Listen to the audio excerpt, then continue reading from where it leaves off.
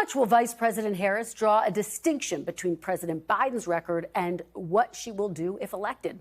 In her first joint interview as the Democratic nominee, Harris defended some of her policy shifts since she ran for the White House back in 2019. Joining me now to discuss all of this is Democratic Congressman Khanna of California. Congressman Khanna, welcome back to Meet the Press. Listen, thank you for having me on. Thank you so much for being here. I have to start with this just devastating and tragic news. The revelation that 6 hostages have been killed by Hamas, including Israeli-American Hersh Goldberg Poland. What is your reaction, and what do you think this will mean for hostage negotiations? Well, my heart breaks for the family of Hersh Goldberg Poland. I met, like many, his parents, John and Rachel. He was a Californian. They spoke about his love for life. He was planning to go to India. He was planning to travel the world, and it's just a devastating loss, his murder by Hamas. But what we need now is an end to the war, and we need to continue to pressure Hamas to unconditionally release the hostages. But the hostage families themselves are saying that Netanyahu needs to actually be in the negotiation. Gallant, his own defense minister, has criticized Netanyahu in the cabinet for saying that the Philadelphia corridor, that Netanyahu is not willing to withdraw troops there as Egypt and the United States want. So I hope there's going to be pressure on Hamas and Netanyahu to end this war, release the hostages. Let me ask you big picture about something. This is according to the Washington Post, which says that Vice President Harris would conduct a full review, if elected, of the U.S.-Israel policy and could be open to imposing conditions on some aid to Israel. I know that that's something that you have supported. Have you been pushing her directly to support conditioned aid to Israel? I've been pushing her to support the enforcement of U.S. law. That is what the enforcement of the Leahy law and our security laws require, that we don't have unconditional aid. And, Kristen, this isn't unprecedented. In 1982, after the Sabra and Shatila massacres in Lebanon, President Reagan called up Menachem Begin in Israel and said, we will not give aid in a way that's going to cause humanitarian crises. So we need to have pressure on both sides to end the war, and I'm glad the Vice President's open to a new direction. Has she expressed openness, though, to conditioning aid to you directly in some of your conversations? No, I will leave that for the Vice President to articulate, but what she has, her team has expressed openness is to a new direction. And look, anyone looking at this policy, you have hostages who still aren't released. You have a war that has lasted almost 11 months. You have over 40,000 people in Gaza dying. We need a new direction of policy to bring the war to an end. Let me ask you about another foreign policy issue. You just heard Senator Cotton there sharply critical of the Biden administration, of President Biden and Vice President Harris for the botched withdrawal from Afghanistan. Vice President Harris has said that she was the last one in the room for that decision about that withdrawal. Do you think she bears some responsibility for the way that that withdrawal was carried out?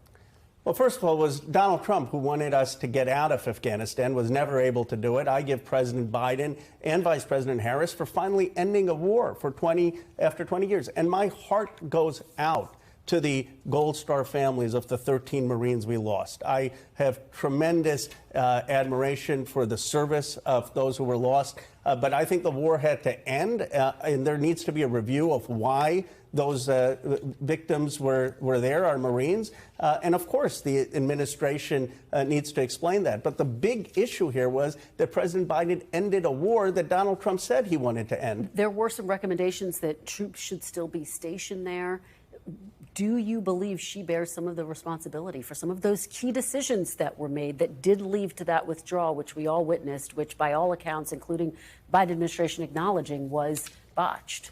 I think she is proud of the Biden-Harris record. She deserves credit for ending the war, and to the extent that there were mistakes made, of course she is part of that administration. But you know the difference, Kristen, is when no one is perfect in government, and President Biden's team himself has acknowledged certain mistakes, but leaders take responsibility, and they're open and they're honest. And yes, there were certain mistakes made, but the war was ended, and that is the big decision that she deserves and President Biden deserves credit for. Let's talk about the interview that Vice President Harris had this week. She talked about some of those policy reversals that have now been in the spotlight. She previously supported Medicare for all. She now doesn't. She favored a ban on fracking. She now doesn't. She once argued against criminalizing illegal border crossing. She now says, quote, there should have to be consequences.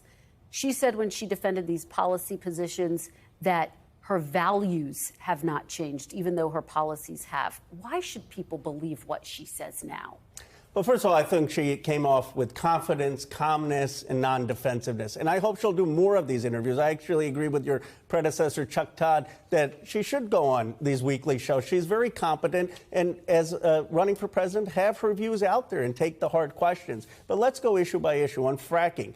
President Biden ran in 2020 on a position saying that there were going to be no new fracking leases on federal land. Our federal land is sacred, and that we were going to protect that. He did not say that we were going to ban fracking in private lands. In states like Pennsylvania, most of the fracking is on private lands. And Vice President Harris ran on that position. In the vice presidential debate, she said that Joe Biden and her were not going to end fracking on private land. So my assumption is this is the same position. She's not going to have new leases on federal land, but she's going to be fine with fracking as a transition on private land. That was what they ran on in 2020. Well, let's delve into one of the policy positions, another one, more specifically, her initial support and now opposition to a single-payer health care system. You support I do. that. Let's play something that Senator Bernie Sanders told Politico just last month.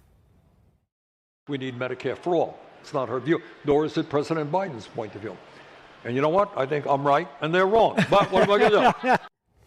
Are you disappointed that Vice President Harris is not running on an agenda that includes Medicare for all? Well, I strongly support Medicare for all. I support getting people on Medicare, dental, vision, hearing. Those are basics. And I believe that people should not have to go bankrupt because of medical debt. And I hope that we can get to Medicare for all. But if Vice President Harris is going to take incremental approaches to improve health care for families, to expand Medicaid, to expand the Affordable Care Act, that's better than going backwards and having Donald Trump who wants to repeal the Affordable Care Act. Zooming out, what do you say to progressives who feel abandoned by Vice President Harris on some of these key issues? I said, look at the progress we have made.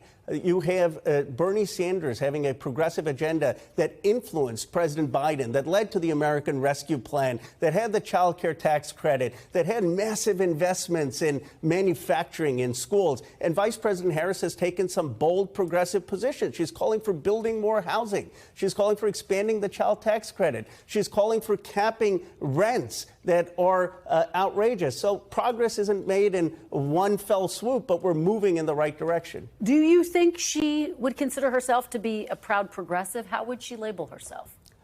Well, I'd let her do that, but I think of her as a progressive who's pragmatic to meet the needs. But this idea that she hasn't been consistent. I mean, what about Donald Trump's flip-flops? What about his flip-flops on abortion? Senator Cotton about that. And so I think the vice president is consistent on the position on fracking. It's exactly how Joe Biden ran. I think on Medicare for all, you know, I ran against her as a co-chair of Bernie Sanders' campaign. She was not for Medicare for all in that 2020 primary. That was part of the difference. So is she as progressive as me or Bernie Sanders or others? No, but she is moving in a progressive direction for the party in a focus on working in middle-class Americans. Congressman Ro Khanna, thank you so much for being here on you, this Kristen. holiday weekend. We really appreciate your time. Thanks for watching. Stay updated about breaking news and top stories on the NBC News app or follow us on social media.